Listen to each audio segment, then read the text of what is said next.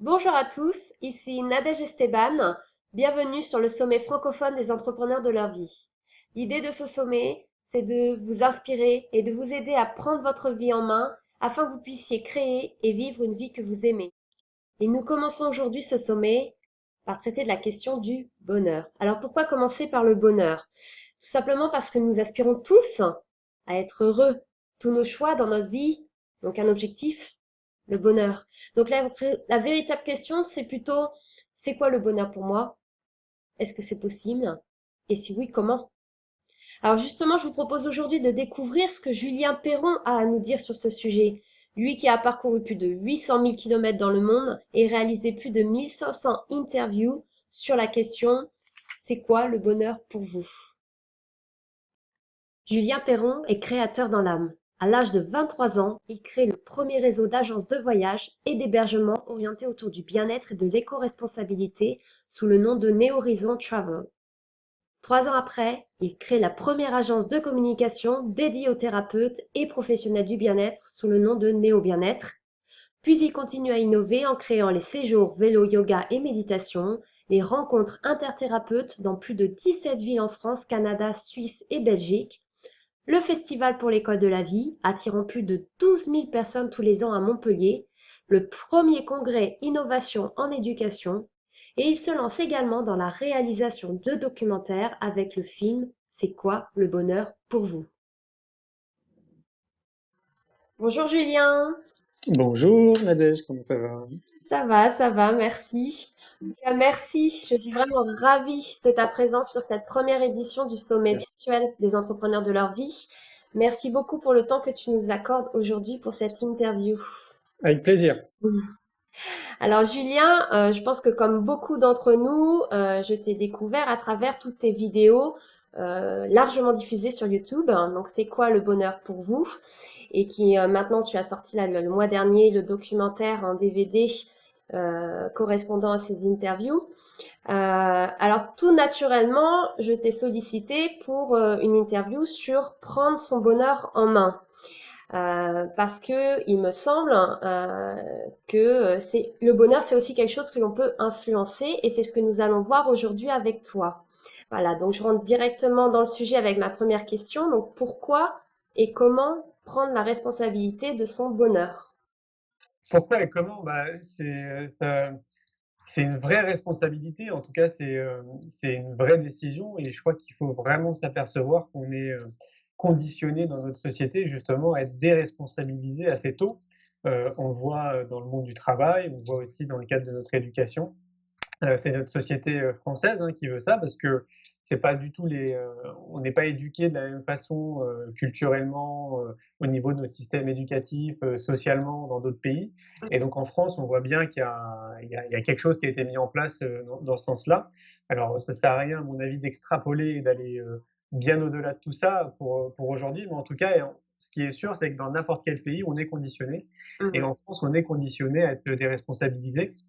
Et on le voit bien notamment dans le monde de l'entrepreneuriat, où par exemple aux États-Unis, les gens sont facilement poussés à créer leur activité parce qu'on leur dit que c'est bien de se tromper, par exemple. Alors que nous, en France, on nous fait bien comprendre que l'erreur, c'est justement très mal vécu et c'est pointé du doigt. Et donc, prendre en charge son bonheur, c'est une vraie responsabilité. Moi, je l'ai vu notamment dans le cadre des interviews que tu évoquais autour du bonheur. Alors oui, j'ai réalisé un film qui s'appelle C'est quoi le bonheur pour vous? Mais au départ, c'était plutôt des interviews, c'était un questionnement, et c'était au-delà d'un questionnement, c'était un constat. Moi, ça fait un peu plus de 25 ans que je voyage à travers le monde, enfin que je me donne les moyens de voyager, qu'on soit bien clair, parce que beaucoup peuvent dire ah bah c'est super, tu voyages partout, mais moi je peux pas. Mais c'est vraiment se donner les moyens. Je me rappelle d'une époque de ma vie où j'avais pas forcément beaucoup de sous dans les poches et je vivais dans une chambre de 10 mètres carrés. Mais malgré tout, j'avais toujours cette envie, ce désir de voyager. Je mettais toujours un peu d'argent de côté et je partais. Et donc, à travers ces voyages, j'ai découvert beaucoup de choses. Et à un moment donné, pour revenir au bonheur, j'étais au Canada, donc c'était en 2014, 2013, au Canada dans le cadre des activités de l'agence Néo-Bien-être que j'ai créée, qui est une agence de biothérapeutes, et on organisait une rencontre de thérapeutes sur place à Montréal. Et je m'étais dit, tiens, je vais profiter de cet instant aux États-Unis, au Canada, pour rester un petit mois et découvrir le potentiel qu'il peut avoir aussi pour développer nos activités sur place. Et moi, quand je me déplace, souvent, je dors chez les gens. J'aime bien dormir chez les gens pour justement comprendre davantage la culture à tout niveau. Et ce jour-là, c'était au mois de décembre, il faisait moins 36 degrés, grosse tempête de neige à l'extérieur, un peu classique à l'extérieur du Canada, mais on pouvait pas sortir. Donc, du coup, on est resté toute la journée à la maison. Et il s'avérait que cette jeune fille était très ouverte, donc du coup, on a abordé beaucoup de thématiques dans cette journée, et à un moment donné, on a parlé du bonheur. Et pourquoi je lui ai posé cette question du bonheur, c'est qu'auparavant, j'avais remarqué une chose, donc je parlais de différences culturelles, que quand je suis arrivé au Canada, j'ai vite remarqué que les Canadiens étaient 10 fois plus ouverts que nous, étaient 10 fois plus accessibles, plus souriants. En tout cas, il semblait, d'apparence, qu'ils étaient mieux dans la tête, mieux dans leur peau, et donc du coup, je me dis, dans le monde des bisounours humains, ici, c'est très curieux. Donc ça a suscité mon intérêt, et je pense que cette question est partie de ça, de ce constat que j'avais fait peut-être 2 semaines en amont. Et quand je lui ai posé cette question, spontanément, je lui ai demandé si ça la dérangeait pas que je la filme avec mon téléphone portable qui était posé sur la table. Et ça, en regardant cette vidéo le soir, ça m'a donné des frissons partout, et je me suis dit, waouh, c'est génial. Elle vient de se livrer sur un sujet qui est assez tabou au Canada. C'est-à-dire qu'on se livre pas volontiers sur ses sentiments, ce qu'on ressent, sur ses émotions. Et donc pour moi, j'ai pris ça comme un cadeau. Je me suis dit, bah tiens, il y a sûrement d'autres personnes qui vont faire des cadeaux au Canada dans ce sens-là, et si ça se présente, je reposerai cette question à des gens que je croiserai lors de mon parcours. Et donc je suis revenu avec 25 interviews autour du bonheur, et j'ai commencé à sentir que finalement, bah, on avait tous une définition du bonheur. On était plus de 7 milliards d'individus sur notre planète, et que finalement, on avait peut-être chacun un point de vue très différent sur le bonheur. Et du coup, je me suis dit, tiens, je vais aller voir des philosophes, des maîtres spirituels, des scientifiques, des écrivains un peu partout dans le monde, pour confronter leur regard et leur parcours, et voir s'il y a quelque chose qui émerge de tout ça. Et notamment, ce qui a émergé, c'est justement cette responsabilité qu'on a. C'est-à-dire que le bonheur, au final, ça s'apprend. Ça a été pour moi une grande découverte. Je soupçonnais pas qu'on puisse apprendre le bonheur. Alors, il faut faire une dissociation entre être heureux, la joie et le bonheur. Le bonheur, c'est un état, et ça s'apprend, et donc on peut l'apprendre dès notre éducation. Il y a maintenant une flopée de professionnels justement qui vont dans cette direction. Alors, c'est des courants qui viennent des États-Unis, qui arrivent maintenant en France. On voit de plus en plus maintenant dans le monde de l'entreprise des chief happiness, qui était inexistant il y a encore 2-3 ans. Et donc, on sent bien qu'il y a une direction à prendre dans ce sens-là. Et moi, mon constat de base, c'est que tout part de l'éducation.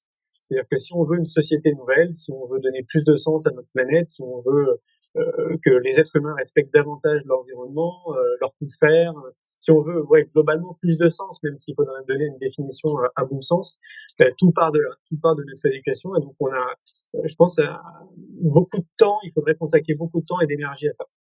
Et donc le bonheur, ça s'apprend dès l'école. Donc je me laisse imaginer que si on accompagne les enfants dans ce sens-là dès notre plus jeune âge, il y a de fortes chances qu'on puisse avoir une société beaucoup plus épanouie, peut-être plus humaine.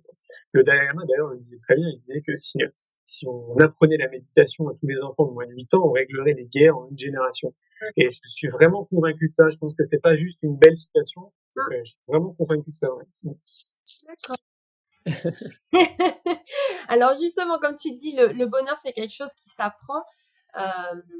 Est-ce que tu as quelques clés à partager avec nous sur comment on apprend ce bonheur? Bah, comme tout part de l'éducation, il y a un vrai déconditionnement du coup à opérer. Moi, je le vois dans le cadre de mes activités où je suis amené à coacher des chefs d'entreprise. Je précise bien des chefs d'entreprise, mais ce qu'il faut comprendre derrière, c'est que ce sont des thérapeutes ou des professionnels du bien-être. Oui. Et j'en dis très souvent qu'ils sont chefs d'entreprise avant d'être thérapeutes. Et donc, il y a vraiment un déconditionnement, parce que comme on voyait là il y a 2 minutes, on a été conditionné dès notre enfance à avoir une vision globale de la vie, avoir un aspect assez, pour certains, peut-être cartésien de la vie. Or, on voit bien qu'il y a un autre regard à porter sur notre société et notamment sur les choses qu'on met en place dans l'entreprise. Et peut-être ce que je pourrais conseiller, un des points qui me paraît fondamental, mais je reviens encore à l'éducation, c'est essayer de déceler le plus rapidement notre potentiel. Moi, j'appelle ça notre excellence, ou nos excellences. C'est-à-dire qu'on est tous très très bons potentiellement, au moins dans une chose. Et cette excellence, à mon sens, c'est là où pour nous ça va être facile. alors que pour d'autres personnes, ça va être compliqué. Moi, je donne mon exemple, c'est ce qu'il y a de plus simple. Je me sens très à l'aise pour créer du lien avec les gens, pour organiser des événements. Là, on a organisé le festival pour l'école de la vie. On a rassemblé 12 000 personnes de la France entière. Ça, pour moi, c'est pas un effort colossal. C'est quelque chose qui est simple et qui fait partie de mon excellence ou de mes atouts. Et j'ai pas besoin d'aller chercher des compétences en moi ou pour essayer de faire en sorte que ça fonctionne. C'est quelque chose de très naturel. Et donc, pour d'autres personnes, ça va être autre chose. Ça peut être de l'acting pour ceux qui font du cinéma. Ça peut être un humour contagieux pour ceux qui font de la scène et qui font rire tout le monde. On est tous potentiellement très très bons dans quelque chose, donc il faut essayer le plus tôt possible, d'où l'éducation, d'essayer de trouver ça. Qu'est-ce qui nous fait vraiment vibrer, qui fait qu'on est vraiment bien dans cette dimension. Ça peut être le travail du bois, ça peut être architecte, ça peut être tout n'importe quoi. Mais du coup, surtout pas se lancer, j'allais dire, dans une carrière, en tout cas dans une direction qui ne correspond pas à nos aspirations les plus profondes et à ce qu'on est potentiellement.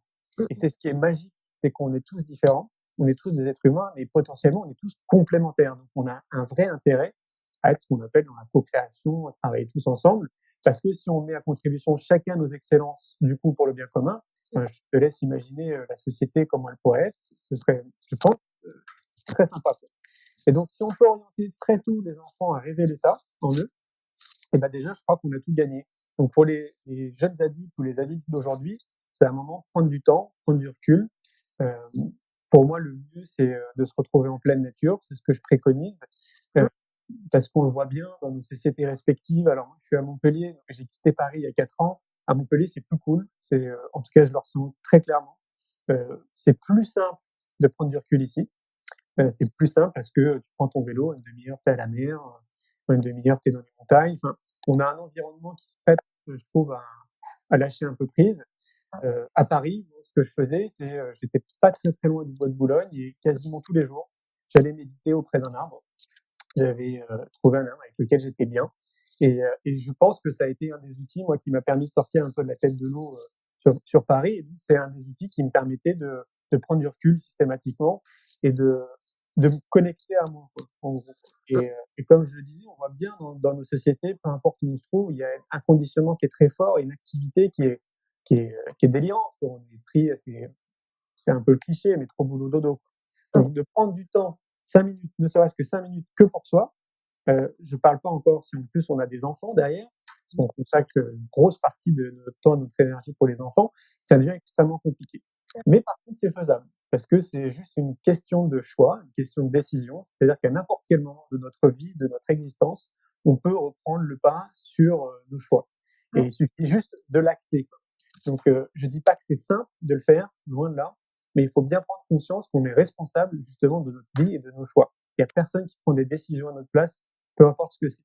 Donc, si demain je décide de m'accorder plus de temps, eh ben, je vais faire en sorte que sur mon échelle de 24 heures sur une journée, je prenne du temps un petit peu pour moi. Alors, au départ, ça peut être 2 minutes, 5 minutes, 10 minutes, un quart d'heure, peu importe.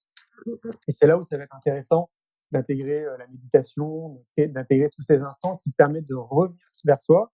Et à un moment donné, peut-être de plus en plus de se pencher sur cette question, c'est quoi mon excellence? En quoi moi, je suis bon? En quoi moi je peux mettre à contribution mon excellence ou mes excellences pour le bien commun? Et ça là, on voit là, depuis, moi j'ai créé mon activité en 2003, on voit bien que depuis 5-6 ans, il y a une espèce d'effervescence, c'est-à-dire qu'il y a de plus en plus de gens qui prennent conscience de plein de choses, qui prennent conscience de leur mode d'alimentation, de la santé, de l'environnement, de l'éducation. Bref, on parle de prise de conscience, on parle même de changement de paradigme. Et c'est maintenant qu'il faut justement faire accélérer les choses et réveiller les gens. Donc c'est très bien que tu organises ce débat, j'allais dire, mais c'est plutôt un sommet, parce que ça va semer des graines dans la tête des gens, ça va leur permettre justement de voir les choses de manière complètement différente. Non pas qu'ils vont peut-être pas agir dès demain, mais il se peut que dans 1 mois, 1 semaine, 6 semaines, 2 mois, 6 mois, peu importe, il y a quelque chose qui revienne à leur esprit et clac, ça génère un truc. Donc, merci à toi d'organiser cet événement. Je trouve que c'est vraiment important. Donc, pour revenir au bonheur, c'est vraiment ça. Je pense que le point de départ, c'est qui je suis. Qui je suis, qu'est-ce que je viens faire ici. Si on va plus loin, c'est quoi mon incarnation. En gros, qu'est-ce que je peux mettre à contribution pour le bien commun. D'accord. Ça part de là. Très bien. Et alors, donc par rapport à toutes ces interviews, donc 1500, 300 heures de rush et 1500 interviews. Waouh, Ouais. incroyable. Est-ce que tu as remarqué des différences entre, justement culturelles, entre les différents pays sur la définition du bonheur? Bah, curieusement, pas vraiment. Ah, Pas vraiment parce qu'on est 7 milliards d'individus sur notre planète et comme je le disais en amont, on a tous une définition du bonheur mhm, et je suis pas sûr que je réfléchis à haute voix. Mais c'est d'ailleurs un truc qui m'a surpris, c'est qu'il y a pas vraiment, culturellement quelque chose qui va ressortir. Remarquer une chose, c'est peut-être plus sur les îles, parce que j'ai été dans différentes îles et il y a quand même un phénomène sur les îles, c'est, d'une part, j'ai le sentiment que les gens sont plus en connexion les uns avec les autres. C'est-à-dire qu'il y a un sentiment de peut-être plus humain, parce qu'ils sont confrontés aux mêmes situations, aux mêmes avaries climatiques. mhm, Ils sont finalement dans un petit rocher, c'est-à-dire que tu fais quand même relativement le tour assez vite de ce rocher, donc on se croise aussi assez souvent. Et j'ai remarqué une forme de solidarité peut-être qu'on ne retrouve pas en France ou dès qu'on se trouve dans un pays qui est beaucoup plus grand, quoi. mhm, Et donc, du coup, si je réfléchis bien, ouais, sur les îles, ce qui est revenu autour du bonheur, c'est ce côté humain. mhm. Le côté humain, c'est-à-dire le côté des relations, c'est-à-dire la famille, les amis, passer du temps avec sa femme ou avec son chéri. Ça, je crois que ça revient plus sur les îles et aussi cette connexion avec la nature. C'est-à-dire que dans les coins où je suis allé, où les gens sont quand même plus connectés avec la nature, on Mhm. sent bien que ça leur fait beaucoup de bien d'être en connexion avec cette nature et ça revient. Je me rappelle de l'île de la Réunion notamment, où ça c'est revenu quand même assez souvent. Beaucoup me disaient, mais regarde Julien, j'ai rien à faire, quoi. Déjà, la nature m'apporte déjà ce que je souhaite Mm. et me comble de joie et de bonheur parce que elle est omniprésente. Et c'est vrai que quand tu te retrouves dans ces coins-là, tu ressens ça quand même. Tu ressens que c'est comme si tu faisais qu'un au final avec la nature, quoi. C'est vrai que c'est un sentiment qui est assez puissant. Puis encore plus sur ces îles qui sont volcaniques ou énergétiquement, pour ceux qui sont réceptifs à tout ça, tu te prends quand même pas mal tu sens que c'est chargé, quoi. Ouais, Moi, ça m'a fatigué. C'était une énergie qui était trop forte pour moi, l'île de la Réunion, par exemple. Et l'île Maurice, c'est une énergie qui est plus douce et ça me convenait parfaitement et j'avais l'impression d'être à la maison. Et c'est vrai que la nature participe beaucoup, quoi. Et c'est ce que je dis notamment quand je coach les thérapeutes, quand je leur demande de prendre de temps justement pour réfléchir à leur qualité, à leur excellence. Je leur rappelle quand même qu'on est tous connectés justement les uns avec les autres mm, mm, et mm. qu'on fait partie du même moule, qu'on fait partie de la même planète et qu'on est tous régis par les mêmes lois, les lois de la nature. Et indéniablement, passer du temps dans la nature, que ce soit la forêt, en mer, à la campagne, dans un champ, au bord d'un lac, peu importe, vraiment, ça nous apporte, ouais, j'allais dire des sensations de joie et de bonheur. En tout cas, il y a une forme de plénitude, je trouve, Mm. à se complaire comme ça dans la nature, ouais. Et peut-être que ça, c'est un peu plus ressorti dans ces coins-là, mais sinon, globalement, chacun quand même a une vision vraiment différente, même si les chemins se croisent évidemment, parce qu'on parle de bonheur. Globalement, tout le monde a à peu près un regard différent sur le bonheur, ouais. D'accord. Et pour toi alors, c'est quoi le... Bah, il faudrait regarder le film, parce que je le dis à la fin du film. Et globalement, enfin, si je synthétise, pour moi, c'est très simple le bonheur et c'est ce que je vis et c'est ce que je mets en place depuis 25 ans et c'est pour ça que j'ai créé mon activité. Pour moi, le bonheur, c'est la simplicité. C'est ni plus ni moins que la simplicité. Donc, on pourrait donner une définition à la simplicité. Et alors, pour moi, la simplicité, c'est être en contact avec la nature, justement. C'est être en contact avec les gens. C'est rire, c'est manger, c'est dormir. C'est, j'organise des séjours vélo, yoga et méditation dans l'année. Et j'emmène des groupes comme ça avec moi. On est une douzaine et on fait 500 kilomètres. On est tout le temps en pleine nature, justement, avec notre tente. Et il y a deux choses qui me viennent à l'esprit, c'est que systématiquement, quand je reviens ici à Montpellier, et pourtant c'est très sympa ici, Mm. je me dis, mais la vie, c'est pas être dans un bureau. Et pourtant, j'adore ce que je fais, et j'adore mon boulot, je sème des graines, enfin, je me réalise complètement dans ce que je fais. Mais il y a une partie de moi qui me dit que la vie, c'est être dehors, en fait. La vie, c'est être en contact avec les gens et en contact avec son environnement. Mm. Donc, ouais, peut-être que si je devais synthétiser, ça serait ça, quoi. C'est être en contact avec la nature et avec les gens, à tel point que je réfléchis justement à faire un tour du monde, là, à partir pendant 4-5 ans, parce que ça vibre en moi et j'ai le sentiment que la vie, elle est dehors, quoi. Elle est pas derrière mon écran, quoi. D'accord, merci Julien pour ce Oui, je t'en partage. prie. avec plaisir. Je voulais aussi, peut-être que tu nous parles davantage de ton parcours, parce que quand même, hein, tu es parti donc, tu es toujours jeune, mais tu es parti aussi très jeune, comme ça à l'aventure. Et comme tu dis, tu t'es donné les moyens de le faire. Mm. Donc peut-être pour ceux qui nous regardent et qui n'osent pas encore justement faire ce genre de choses, euh, quels seraient tes conseils? Bah, que tout est possible, que tout est possible, que il faut rêver. Et je trouve que j'en reviens encore à l'éducation, c'est-à-dire qu'on nous coupe très rapidement de notre créativité, de notre potentiel d'imagination, j'allais dire, mais c'est pas très français, quoi, notre potentiel créatif. Mhm, Et il faut rêver, il faut continuer à rêver toute notre vie parce que les rêves, c'est réalisable, quoi. C'est pas juste des rêves, quoi. Potentiellement, ils sont tous réalisables. Et j'en reviens à cette question de choix.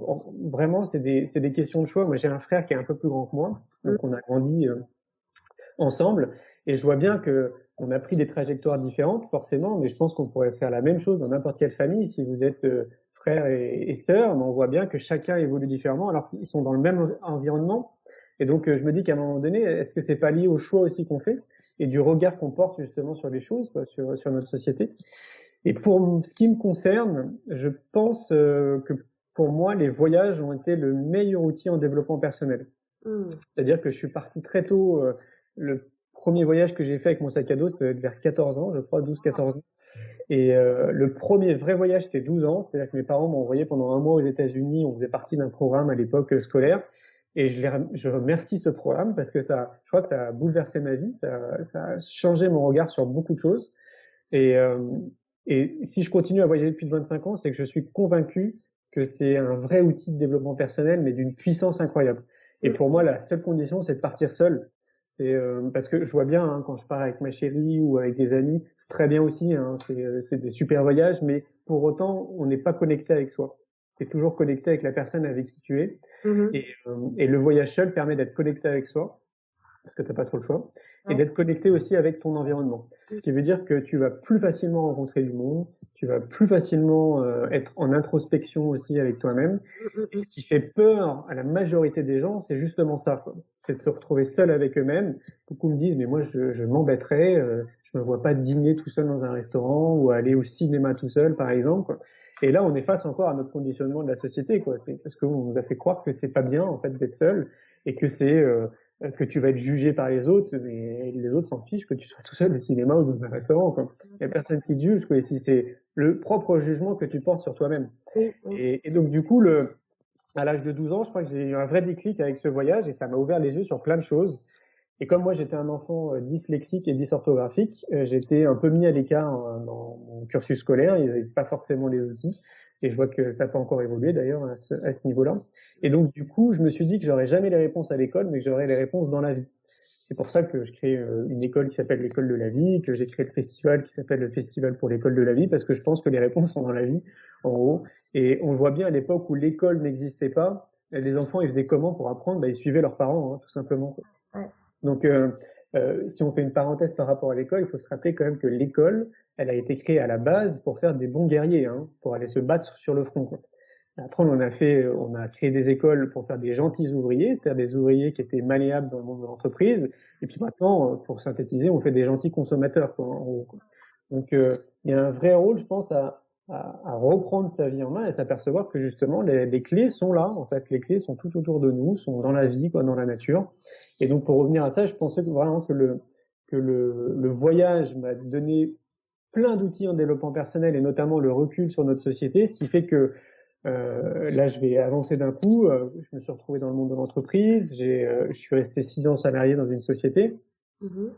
J'étais pas d'accord forcément avec les valeurs qui étaient véhiculées à pas mal de niveaux. Et donc, je me suis dit, bon, visiblement, j'ai des qualités, j'ai une excellence que j'ai évoquée en amont. Comment je peux mettre à contribution cette excellence pour le bien commun? Et donc de là, j'ai eu cette idée de créer Néo Horizon, après Néo Bien-être. Et si à l'époque, j'avais écouté mon entourage, c'est-à-dire mes proches, hein, mes amis, même ma mère, mon père, mon frère, je ne serais pas là aujourd'hui.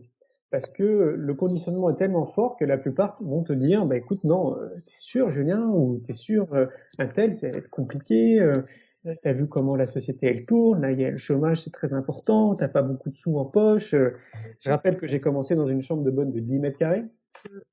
que j'avais pas un sou en poche. Mais qu'est-ce que j'avais? En fait, j'avais confiance en moi.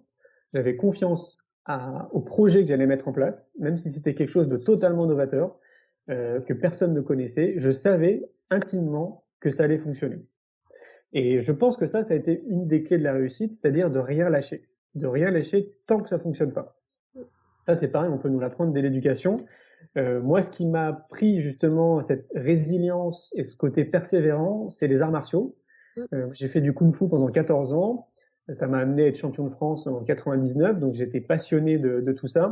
Et je me suis aperçu bien après, c'est-à-dire au moins 10 ans après, que les arts martiaux a été une vraie école de la vie, justement aussi, parce que ça m'a appris un paquet de choses, quoi. Donc justement, à mieux me connaître, à mieux connaître mon corps, à connaître les limites de mon corps, à mieux respecter mon corps, à mieux respecter les autres, à avoir du respect pour la vie de manière globale, parce qu'il y a toute une philosophie aussi derrière les arts martiaux, peu importe les arts martiaux. Ça m'a appris la persévérance, ça m'a appris le côté d'être très précis au niveau des gestes, parce que ça nécessite une précision vraiment redoutable, au niveau du regard, au niveau de nos positions. Enfin, on pourrait s'étaler, mais ça m'a appris en gros à, à être peut-être plus présent et conscient de ce que je suis, de mes capacités dans la vie dans laquelle on se trouve, en tout cas dans cette expérience terrestre. Et donc, moi, je peux que recommander à tous ceux qui ont des enfants de faire tester des arts martiaux. S'ils accrochent, tant mieux. S'ils accrochent pas, tant pis, mais au moins de tester. Pour ma part, je pense que ça a été quelque chose d'important. Et puis après, une fois de plus, c'est croire en soi. C'est-à-dire non pas de se couper, mais c'est limite un peu ça, hein, non pas de se couper des autres et du regard des autres, mais il y a un peu de ça quand même derrière, parce que on voit bien, hein, si on a un entourage qui est plutôt négatif et qui nous nivelle vers le bas, c'est pas comme ça qu'on peut se lancer à créer une activité, à demain partir voyager seul, à se challenger quoi en gros, quoi, parce que on est quand même face à une population qui est bien dans les rangs, qui est bien sur les rails, et dès que tu sors un tout petit peu des sentiers battus, c'est un peu compliqué. Le côté, pour moi, je trouve très positif de tout ça, c'est comme on le disait avant, il y a depuis au moins 5 ans une espèce de révélation à l'échelle mondiale qui est en train de se faire. Donc, il faut rassurer les gens. Il y a plein de personnes potentiellement qui sont comme vous, c'est-à-dire qui ont envie de créer les choses, qui ont envie de changer leur regard sur la vie, qui ont déjà peut-être acté tout ça, mais qui ne sont pas entourés, c'est-à-dire qu'il n'y a pas forcément les gens avec qui discuter de tout ça. Nous, on l'a bien vu là encore cette année sur le festival, c'est 12 000 personnes. Pour moi, c'est impressionnant. On est parti d'un pique-nique il y a 3 ans, on est 600 personnes, et là, vous avez plus de 12 000. Et c'est 12 000 personnes en plus qui viennent de la France entière. Et là, on l'a vu dans tous les commentaires qu'on reçoit après le festival, les gens nous remercient parce qu'ils se sont sentis entourés de personnes comme eux. Et ça, évidemment, c'est rassurant, ça nous redonne foi en l'humanité, on sent bien qu'on n'est pas seul sur cette planète, ou en France, pour réduire, de personnes qui potentiellement sont en train de s'éveiller, quoi, ont envie sont peut-être plus trop raccord avec ce qui est véhiculé à travers les médias, à travers ce qu'on a envie de nous faire croire. Donc voilà, le message derrière il est extrêmement positif. Et moi, je vois depuis 25 ans, je rencontre que des gens qui sont extraordinaires. Hein. C'est peut-être lié à mon activité. Moi, je pense que c'est lié à mon énergie. Donc on en revient toujours à ce système d'éducation, c'est-à-dire que si on nous éduque très tôt à prendre soin de soi, à prendre soin de son esprit, à manger bien, à faire du sport, enfin que des choses qui ont du bon sens, évidemment on vibre sur une énergie qui est ultra positive, donc on attire vers nous des situations ou des gens qui sont positifs.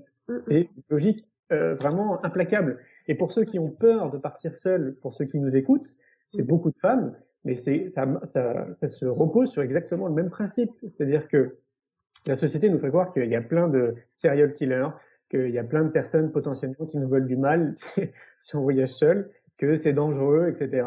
Et donc, une fois de plus, encore plus pour les filles. Mais que nini, moi je rencontre autant de filles sur la route que de garçons qui voyagent seuls. Donc c'est une question de pas, en fait. C'est une question de changer notre regard des choses et d'accepter qu'on est sur une planète où il y a 95% de gens qui sont bienveillants.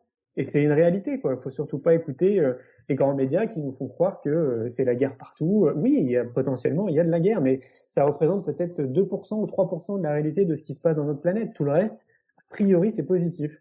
Et pour moi, pour s'apercevoir de ça, il faut sortir de sa zone de confort, il faut sortir de là où on est, il faut aller se confronter à ce qui se passe à l'extérieur. Alors, dans un premier temps, il n'est pas nécessaire de partir en Inde, hein, ça peut aller tout simplement d'aller, je sais pas moi, à Caen, pour ceux qui n'ont jamais été à Caen, ou d'aller, je sais pas, en Italie. mais de s'apercevoir que on est tous potentiellement des gens qui sont bons et bienveillants, quoi. Ça fait partie de notre nature humaine. Quand on est sur Terre, on est des personnes bienveillantes, on est des personnes altruistes, on a envie d'aider l'autre, on est dans la co-création, on a envie de se faire des copains. Je sais pas si tu te rappelles, toi, quand tu étais petite, mais tu allais voir quelqu'un dans la cour, tu disais, est-ce que tu veux être mon copain? Oui, oui. Ouais, maintenant, c'est plus ça, c'est compliqué, quoi, de, tu vas pas aller croiser quelqu'un dans la rue et lui dire, est-ce que tu veux être mon copain, quoi. Alors que, normalement, ça devrait être le cas. Donc, revenir à ce qu'on était, notre essence première, je crois que c'est vraiment une des clés, ce qu'on appelle notre enfant intérieur, quoi, ce qu'on est, quoi, d'essence pure. Et je peux que encourager les gens à se lancer, peu importe ce que c'est. Une fois plus, la création d'une entreprise, voyager seul, demain, aller peut-être discuter pour la première fois avec quelqu'un alors qu'ils sont timides. Lancez-vous. Vous risquez quoi? Vous risquez rien. Vous risquez rien. Vous n'allez pas mourir, ça c'est sûr. Vous risquez au pire un non si vous demandez une augmentation, mais moi je dis souvent, vous risquez un oui, quoi. Donc, faut se lancer. Il faut vraiment essayer de se dire qu'on est trop conditionné à voir les choses d'une certaine façon, alors qu'il y a une réalité qui est tout autre. Et c'est pas qu'il y a une réalité, c'est qu'il y a une multitude de réalités, quoi. Si après on peut aller plus loin, si on part du constat qu'on est chacun acteur du monde dans lequel on vit, c'est-à-dire que potentiellement le monde dans lequel tu vis, Nadège, n'est pas le mien. Et donc, à travers notre histoire, notre culture, notre conditionnement, notre système éducatif, on a tous une vision différente des choses. C'est-à-dire que si on marchait ensemble pendant 5 minutes, main dans la main, dans une rue, potentiellement, on verrait pas les mêmes choses. C'est-à-dire que notre regard ne serait pas attiré sur les mêmes choses, on n'aurait pas la même perception des choses, on n'analyserait pas les choses de la même façon, ce qui veut dire qu'on est vraiment dans des mondes qui sont différents. Donc le monde dans lequel on est ne serait-ce que le reflet, si on synthétise, de nos pensées et de notre conditionnement. Donc on a le choix de reprendre pas sur nos pensées, parce que c'est une question de choix, tout simplement. C'est vrai que c'est une question de choix et on dit c'est tout simple, mais finalement c'est pas si facile que ça. Non, c'est pas simple, loin de là, c'est évident que c'est pas simple. Il faut s'apercevoir pour ça que déjà à la base, on est conditionné. Et c'est le point de départ, c'est-à-dire qu'il faut l'accepter. Et il n'y a rien de mauvais en soi à être conditionné. C'est un conditionnement comme un autre. Mais il faut juste accepter qu'on a été conditionné à voir les choses d'une certaine façon. Et la réalité, c'est qu'il y a plein de réalités. Donc, à nous de faire le premier pas pour aller chercher notre réalité, mais pas celle qu'on veut nous imposer. C'est là la subtilité. Et c'est là où, pour moi, c'est une question de choix. C'est à partir de quand je décide de reprendre la main sur ma vie, quoi. Et de pas suivre le courant et d'être toujours dans cette mouvance où quand tu vas dire quelque chose à quelqu'un, il va dire mais qu'est-ce que tu veux que je fasse? Et plein de choses, plein de choses. Potentiellement, tu peux faire plein de choses. Pour se rendre compte de tout ça, pour moi, il faut prendre du recul. C'est-à-dire que tant qu'on est dans cette routine, hein, c'est très caractérisé, mais métro boulot dodo, tant qu'on est là-dedans, évidemment, c'est compliqué de prendre du recul et de s'apercevoir de tout ça, quoi. Par contre, si on commence à comprendre qu'effectivement, je suis dans métro, boulot, dodo, et qu'on se dit, est-ce que j'aime bien mon boulot? Rien que cette question, quoi. Est-ce que je suis bien dans mon job? On est 8 heures par jour dans le monde professionnel au minimum. C'est-à-dire qu'on est plus longtemps dans le monde professionnel qu'avec notre femme ou avec notre mari ou avec nos enfants. Donc, s'il y a un point de départ à résoudre, c'est quand même aussi celui-là. C'est, est-ce que je suis bien dans mon job? Et si je suis pas bien dans mon job, qu'est-ce que je peux faire pour être bien dans mon boulot? Peut-être que ça peut être changer mon regard sur ce que je fais, sur mon activité. Peut-être que ça peut être changer aussi de boulot. Peut-être que c'est demain prendre la décision de faire un bilan de compétences parce que ça va peut-être m'ouvrir les voies sur autre chose. Mais en tout cas, il faut un premier pas. Peu importe la décision, il faut un premier pas. Et moi, le sentiment que j'ai, c'est que peut-être 50 voire 70% de la population fait un job alimentaire. Ça s'arrête là. Parce qu'il faut payer ses courses, parce qu'il faut payer le loyer, parce qu'il faut payer toutes les charges qu'on a, etc. Et c'est pas un job dans lequel ils vont s'épanouir. Et mon postulat de départ, quand j'ai créé cette activité, c'était de me dire, il faut que je crée une activité dans laquelle je vais m'épanouir, tout simplement. Peu importe les sous que je vais gagner, c'était pas du tout une question d'argent, c'était une question d'épanouissement personnel. Et je me suis dit, moi, qu'est-ce qui me fait vibrer? Dans quoi, moi, je vais m'éclater, quoi, en gros. Finalement, c'est quoi mes besoins? J'ai besoin de quoi? Moi, j'ai des besoins qui sont simples. J'ai besoin de manger et de dormir, grosso modo. Je me suis dit, qu'est-ce que je peux mettre en place comme activité économique qui me permettra de voyager, de manger et de dormir suffisamment pour être content, quoi. Et c'est ça, ces questions qu'il faut se poser, quoi. C'est quoi mes besoins? Qu'est-ce que j'ai besoin dans ma vie de tous les jours pour être heureux, pour tendre vers le bonheur? Est-ce que je suis bien dans mon boulot? Est-ce que je suis bien avec ma femme? Parce que ça pourrait être un autre sujet aussi, le monde de l'amour, quoi. J'ai le sentiment qu'on est aussi conditionné à se mettre avec quelqu'un parce que la société nous dit qu'il faut se mettre avec quelqu'un. C'est-à-dire que dans le regard des gens, c'est important d'être avec quelqu'un. Si t'es seul, arrivé, je sais pas moi, à 35 ans, c'est un peu bizarre. Si t'as pas d'enfant à 40 ans, c'est encore plus bizarre. Il y a une espèce de pression sociale qui est très importante. Et donc, on pourrait se poser la question aussi, est-ce que je suis bien avec ma femme? Est-ce que je suis bien avec mon mari? Est-ce que c'est vraiment de l'amour? C'est quoi l'amour? Est-ce que c'est un amour inconditionnel? Où est-ce que j'en suis dans cette relation, quoi? Est-ce que ça m'épanouit, tout simplement? Et puis on pourrait aller plus loin après. J'ai des enfants, par exemple. Pourquoi j'ai fait des enfants? Pour moi, c'est une question fondamentale aussi. Pourquoi j'ai fait des enfants? C'est quoi l'objectif? Est-ce que je suis épanoui dans cette situation ou pas? Ouais, il y a toutes ces questions qui peuvent peut-être ressembler à des questions philosophiques, mais pour moi qui me semblent tellement essentielles, tellement fondamentales, parce que c'est le travail d'une vie de s'occuper de soi, quoi. C'est vraiment le travail d'une vie. Donc plus on va commencer tôt, et plus on va nous amener dans cette direction quand on est à l'école, et plus on va gagner du temps, évidemment, quoi. Mais tout ça, il faut l'acter à un moment donné. Parfois, c'est un conférencier qui va nous générer un déclic. On va voir quelqu'un, on va dire, ah, c'est super. Et ce qui fait défaut, c'est le manque à l'action derrière. C'est-à-dire que c'est bien d'avoir un déclic, déjà. C'est quand même la base. Et le top du top, c'est de l'acter très rapidement. C'est quasiment le jour même. Peu importe ce que c'est, hein, mais faire un tout premier pas. Un tout petit premier pas qui va faire qu'après, ça va amener sur d'autres choses, quoi. Alors justement, le tout petit pas, qu'est-ce que tu nous suggères comme petits pas, des exemples de petits pas qui peuvent être faits? Ça dépend de tout le monde. On en revient à cette étude que j'ai faite autour du bonheur. On est tous conditionnés à une certaine façon par notre histoire et par aussi nos parents, par plein de choses, par notre culture, que le premier petit pas, ça va être, il y aurait une liste énorme en fonction des individus. Ça peut être, je dis, imaginons, il y a une personne qui nous écoute et qui se dit, oh, mais moi, je rêve de voyager seul. J'ai ce rêve depuis, je sais pas, imaginons cette dame ou ce monsieur, il a 50 ans. Et il se dit dans sa tête, mais moi je rêve de voyager seul depuis 40 ans ou une trentaine d'années et j'ai jamais franchi le pas. Voilà peut-être un premier pas qu'il pourrait faire. C'est demain, il va s'acheter un guide du routard, il va commencer à regarder un peu ce qui se passe, ce qu'il pourrait faire. Peut-être que ça pourrait être un premier pas. Ou commencer à chercher sur Internet, aller sur des forums, des gens qui voyagent seuls et essayer de comprendre un peu dans quelle mouvance ils sont, peut-être discuter avec eux pour comprendre, peut-être pour se rassurer. Ça pourrait être un premier pas. Si on a un potentiel chef d'entreprise qui nous écoute et qui se dit ah là là, mais moi, quand je t'écoute, Julien, j'ai envie de créer ma boîte, c'est clair, ça me fait vibrer. Et ben j'ai envie de lui dire vas-y, attends pas, crée-la. T'attends quoi? T'attends quoi? Demain tu peux mourir, quoi. Même ce soir, ça se trouve, tu vas pas rentrer chez toi. Qu'est-ce qu'on attend, quoi? Moi j'ai 38 ans à l'heure d'aujourd'hui. Il s'est passé 3-4 événements dans ma vie où je devrais pas être là derrière l'écran. J'aurais dû décéder, quoi, très clairement. Et à chaque fois, ça a été pas des déclics, quoi, mais des rappels à l'ordre, quoi, en me disant, mais attends, mais Julien, ça va trop vite, la vie. Et c'est vrai, c'est pas juste des discours en plus du quotidien. Il faut pas attendre d'être confronté au mur pour s'apercevoir que la vie, elle passe trop vite. Il faut pas attendre d'être confronté à n'importe quelle situation pour dire, bah, ça y est, maintenant, je passe à l'action. Il y en a beaucoup qui vont attendre de passer à l'action parce qu'ils vont perdre quelqu'un qui leur est proche autour d'eux, parce qu'il y a quelqu'un qui va avoir un accident, parce que eux-mêmes vont avoir un accident. Mais non, il faut pas attendre, quoi. Alors, quand je te dis tout ça, ça me semble être des discours, tu sais, un peu bobo, quoi, mais c'est une vraie réalité. Il faut vraiment comprendre ça, quoi. C'est que ce soir, potentiellement, cet après-midi, potentiellement, ça se trouve, je ne plus être là. Et donc, il faut pas attendre. Donc, si tu as envie de créer ta boîte, crée ta boîte, commence à faire des recherches. Il y a plein d'instituts maintenant, il y a plein de formations, il y a plein d'associations, il y a plein de personnes qui peuvent te répondre au moins aux premières questions que tu poses. Comment je fais pour créer une boîte? Rien que ça, quoi. Et ça peut être ça, par exemple.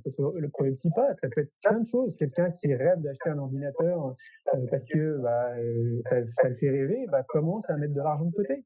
Commence à faire des petits jobs, peu importe ce que c'est, et acte ça, quoi. Si ça reste que sur une liste, potentiellement, ça restera sur une liste. Encore que, c'est recommandé de faire des listes. Parce que c'est tout un plaisir de rayer, justement. Oui, c'est jouissif de rayer. Exactement, ouais. Ce qui peut aider aussi les gens, c'est de faire ce qu'on appelle le tableau de visualisation. Je sais pas si tu connais. Ça, c'est génial aussi parce que ce qui est sympa, c'est que maintenant, il y a les neurosciences qui le valident quand même. C'est que le tableau de visualisation, pour ceux qui nous écoutent, c'est un tableau où vous allez mettre des photos de ce qui vous inspire, de vos rêves. vous avez envie de, je sais pas, justement de voyager, d'une belle maison, peu importe ce que c'est, d'être heureux dans votre couple. Vous allez mettre des photos qui sont très personnelles, d'accord, pour vous, dans un cadre. Et ce cadre-là, vous allez l'avoir de manière assez visible, c'est-à-dire qu'il faut qu'il soit vraiment dans une zone où vous puissiez le voir très régulièrement. Ça fonctionne aussi avec les citations. Très bien d'avoir des citations autour de vous parce que ça s'ancre à un moment donné dans votre cerveau et tout ça, ça sécrète des molécules qui vont faire en sorte que tout votre corps, toutes votre énergie, vos pensées vont aller dans cette direction. Et donc le tableau de visualisation marche aussi dans ce sens-là. Et moi, je peux vous le certifier et valider où vous voulez. Pour moi, ça fonctionne. Et pour tous ceux qui l'utilisent aussi, ça fonctionne. Ça peut paraître tellement bête. Et c'est juste un tableau avec des photos qui vous inspirent et des rêves que vous pourrez avoir. Super, super. Alors, dernière question, Julien, Oui. la question fil rouge. Ouais. Qu'est-ce que prendre sa vie en main pour toi et comment cela se traduit au quotidien pour toi? Prendre sa vie en main, c'est revenir au tout début de notre interview, c'est de s'apercevoir qu'on est responsable de notre vie. Alors, j'entends peut-être certaines personnes qui vont dire, OK, qu'est-ce qu'on fait des personnes qui sont nées dans la rue? Qu'est-ce qu'on fait des personnes qui ont un handicap sévère dès la naissance? Moi, j'entends tout ça et je comprends que dans ce cadre-là, évidemment, c'est peut-être plus compliqué, c'est certitude. Et j'ai tendance à toujours à dire qu'il faut enfin, pas généraliser, mais réfléchir global. C'est-à-dire la globalité des individus qui sont sur notre planète ont cette possibilité, à un moment donné, de reprendre leur vie en main. C'est-à-dire de s'apercevoir que on est responsable à un certain niveau, peut-être pas totalement, mais à un certain niveau, on est responsable quand même de notre vie parce que on acte des choix au jour le jour. Ça peut être demain, par exemple, je décide d'arrêter de consommer des médicaments parce que j'estime que c'est mauvais pour ma santé et je vais plus m'orienter sur des médecines alternatives, sur des médecines douces parce que je pense que c'est mieux pour ma santé. Donc ça, c'est un acte, c'est un choix. Personne, a priori, qui prenne un couteau sous la gorge pour aller dans cette direction. Et c'est ça dont je parle. C'est-à-dire que demain, comme je le disais, j'ai envie de créer une boîte, et ben j'acte, je prends la responsabilité et j'assume cette possibilité à un moment donné dans ma vie de créer une société. Quoi. Ou, pour en revenir au bonheur, j'ancre dans ma vie cette possibilité d'être heureux, d'être dans la joie, d'être dans du bonheur absolu dans ma vie de tous les jours, parce que je vais mettre en place des choses tous les jours pour tendre vers cette direction. C'est vraiment, pour moi, c'est vraiment important de s'apercevoir qu'on est responsable de ses choix et surtout de ses pensées. C'est-à-dire que ces pensées, je vois mal quelqu'un, à part si on est pris dans un dogme, c'est-à-dire dans une, pourquoi pas, dans un système sectaire, par exemple, et encore plus, on pourrait aller plus loin, puisque le système de religion aussi impose une certaine forme de dogme. Et si on s'aperçoit que nos pensées ne sont a priori dirigées par personne, et que nous qui pouvons avoir cette capitaine quoi, de nos pensées, et ben ce serait intéressant quand même que les gens se réapproprient tout ça, quoi, et se disent que ok, ben j'ai face à une situation, je peux voir les choses de plein de façons. Je peux voir les choses de manière binaire, c'est-à-dire négatif ou positif. Et c'est vrai qu'on voit bien dans toutes les études qui ont été menées, moi je crois que je suis plutôt optimiste et positif de nature, malgré que je pense que c'est avec le temps que tout ça aussi se travaille quelque part, en fait, notre regard sur les choses. Et ben si on commence à acter, ne serait-ce que ça, à se dire voilà, je vais prendre le pouvoir sur mes pensées et je vais décider que chaque situation, je vais en retirer quelque chose de positif. Je suis pas heureux dans mon job, mais moi je suis persuadé que là où tu te trouves, il y a quelque chose de positif. Si tu regardes bien, sur une journée, et d'ailleurs récemment, comment elle s'appelle, Florence Servan-Schreiber l'a très bien fait avec son livre 3 kiffs par jour, c'est intéressant de mettre ça en place. Moi j'ai mis ça en place avec mes neveux, il n'y a pas longtemps. Et je trouve ça très intéressant parce que maintenant ils m'envoient des textos, des mails et tout. Aujourd'hui, j'ai trop kiffé tonton, ça, c'était génial, machin. Et je trouve ça génial, tu vois, en fait, parce que c'est des mécanismes qui se mettent en place qui sont des mécanismes positifs. C'est-à-dire qu'au départ, ils avaient du mal à trouver les kiffs de la journée, et maintenant ils ont une liste de je sais pas combien de kiffs de ce qui s'est passé dans la journée. Et ça, bah, c'est juste une décision, c'est un acte. À un moment donné, on décide de se dire, bah voilà, je vais essayer de voir le côté positif de ce qui s'est passé dans ma journée. Et peut-être, on pourrait dire que ça pourrait être le point de départ vers une nouvelle vie. C'est-à-dire que si on commence à se dire, je vais essayer de voir le côté positif dans chaque situation, il y a de fortes chances qu'on commence à voir les choses vraiment de manière complètement différente et que ce qui nous paraissait peut-être infaisable ou incalculable il y a des années en arrière, va peut-être nous sembler faisable curieusement. Donc, travaillons sur nos pensées. Oui, oui, oui, tout à fait. Je suis tout à fait d'accord avec toi. Eh bien, Julien, en tout cas, merci beaucoup pour Avec plaisir. toutes ces perles que tu nous as partagées, tous ces outils, toutes ces stratégies et aussi ton parcours qui est vraiment très, très inspirant. Je pense que pour les internautes qui nous écoutent, ils ont pas mal de matière pour J'espère. réfléchir, mais aussi pour agir. Oui, c'est clair. En tout cas, merci, merci, merci beaucoup. Avec plaisir, Nadège. Au revoir, Julien. Au revoir. Merci beaucoup à Julien Perron pour toutes les perles qu'il a partagées avec nous dans le cadre de cette interview. Prenez votre bonheur en main. Alors, à votre tour maintenant, avec Julien, nous avons deux questions. La première, quels sont les points clés que vous avez retenus? Donc, vos déclics, vos prises de conscience, ce qui a le plus résonné avec vous, ce que vous avez particulièrement aimé, appris, ce qui a le plus d'impact pour vous. La deuxième question, qu'allez-vous mettre en place dès maintenant dans votre quotidien? Donc, n'hésitez pas à aller commenter, à partager votre réponse sur le groupe Facebook du sommet. Merci beaucoup à Julien Perron pour toutes les perles qu'il a partagées avec nous sur Prenez votre bonheur en main. Donc, je voulais juste faire un court récapitulatif sur cette interview. Et notamment, il me semble qu'il y a trois grands points qui sont particulièrement intéressants dans l'interview que je viens d'avoir avec Julien. Donc, le premier point, c'est sur la définition du bonheur. Donc, on a bien vu qu'il n'y avait pas une définition universelle du bonheur, mais qu'il y avait votre définition du bonheur. Donc, prenez le temps, justement, de réfléchir à ce qu'est le bonheur pour vous. Deuxième chose, Julien a aussi partagé un certain nombre de clés. Donc, la première, c'est prendre conscience de vos conditionnements. Donc, nous sommes tous plus ou moins conditionnés de par notre famille, notre système éducatif, notre culture, notre société, notre religion, etc. Donc, ce sont ces modes de fonctionnement, ces croyances sur notre travail, sur la vie, notre vie amoureuse, sur notre vie sociale, etc. Deuxième chose, identifiez votre excellence, donc votre talent, ce que vous savez faire rapidement, facilement, ce qui vous fait vibrer. Troisième chose, vous accordez du temps pour vous.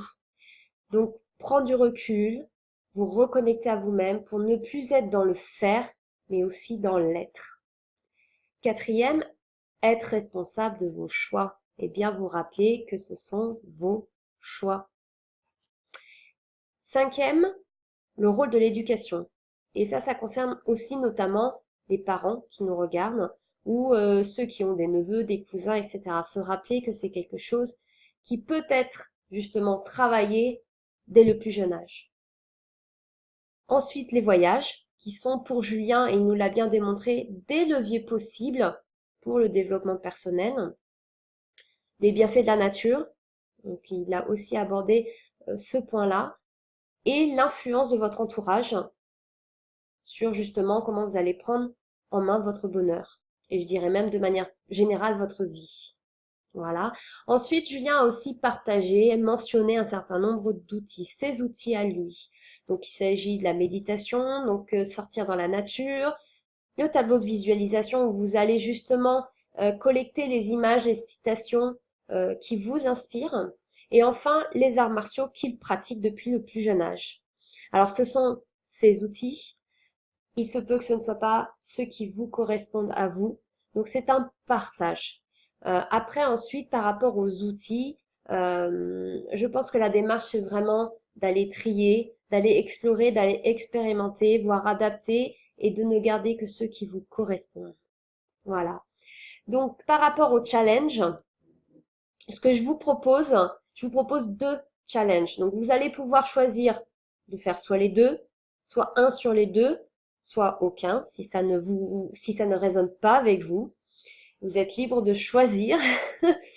Alors, juste avant de parler du challenge, je voulais vous faire part d'une étude de David Licken qui date de 1996 et qui dit que ce qui contribue au bonheur va dépendre de 50% de nos gènes, des circonstances extérieures pour 10%, donc là ne sont pas inclus la guerre et les catastrophes naturelles, et de 40% de nos décisions, de nos attitudes, de nos activités. Donc nous avons vraiment le contrôle de ces 40%.